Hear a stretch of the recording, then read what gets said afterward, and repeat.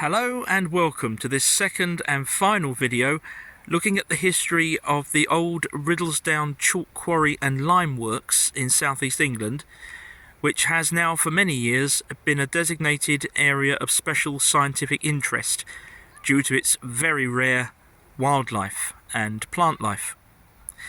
We're going to start this video where part 1 left off, and do please have a look at that if you haven't already seen it.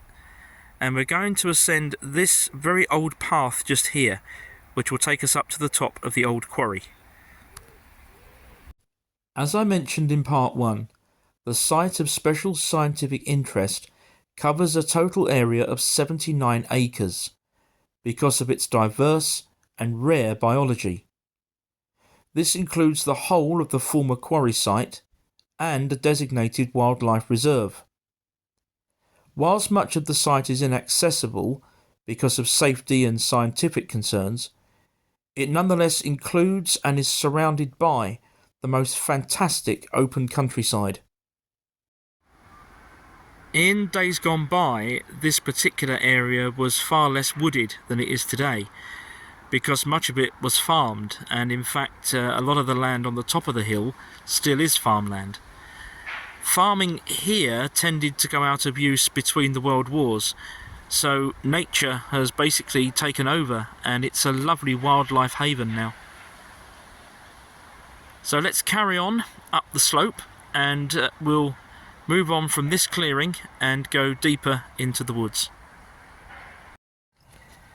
There used to be a number of different footpaths that went across the farmland at the bottom of the slopes here, and you can still trace some of those footpaths up into the wooded slopes that's known as the Dobbin. This particular path that we're on now, which will take us to the old quarry, is at least 100 years old and could well be considerably more.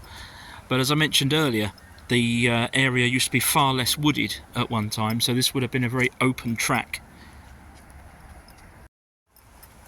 We're still climbing higher, but the slope is far more gentle now, and you may just be able to notice a fence through the trees ahead. Okay, so we've reached the fence line now. That path on the left is the one that we've just come up.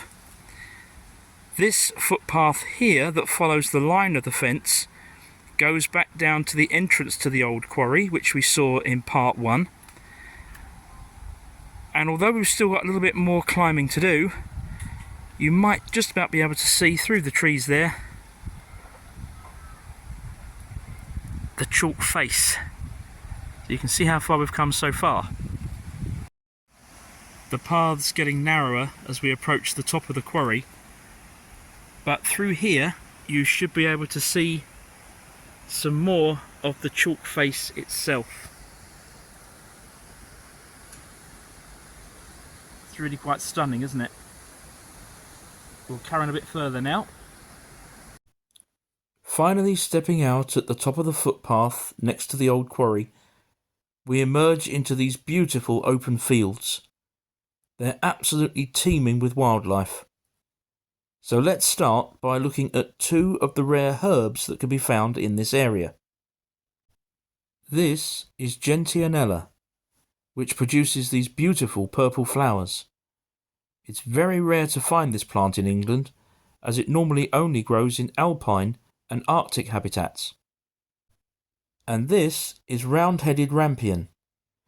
In England, it's mostly to be found on the South Downs, so the Riddlesdown site is one of the few locations where it can be found north of that. Okay, so we reached the top of the chalk cliff where this fence line meets the tree line in the distance there, and then we've walked along the top of the cliff edge here. Obviously we can't go any closer than the fence line, but there's a couple of things up here that I want to show you, and I must apologise if you're getting any noise from the wind. It is actually quite blustery up here today. But this is a really, really beautiful spot. And if I bring the camera all the way round, past the picnic table, you can really see for miles. There's beautiful open fields up here. In the middle of the shot now, you might just about see a clearing between the trees. That's the other end of Riddlesdown Common. And you can also see here how the ground in front of us really drops away and then rises steeply again on the other side. That's the valley floor running all the way along, so it's a classic piece of North Downs scenery, really. Amongst the abundant insect life on the common, there's also this rare little chap, Roesel's bush cricket. These can grow up to 2.5 centimetres in length. This is the other thing that I really wanted to show you. You may remember in part 1 I took some footage looking at the cliff face from Kenley Common.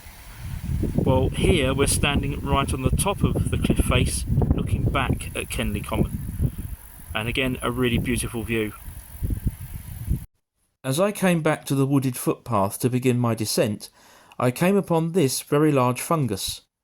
It turned out to be a trooping funnel, or monk's head fungus. It's by no means uncommon, but was a nice little find. As we head back down, let's have one more look at the chalk cliffs. It's also worth bearing in mind that the viaduct that I showed you in part 1, as tall as it is way down below us here, hidden behind the trees and the bushes. So that brings us to the end of this second and final video looking at the history of the old Riddlesdown Quarry and site of special scientific interest. I hope you've enjoyed it and found it interesting. Please like, subscribe and press the notification bell for more. Thank you very much for watching, and bye for now.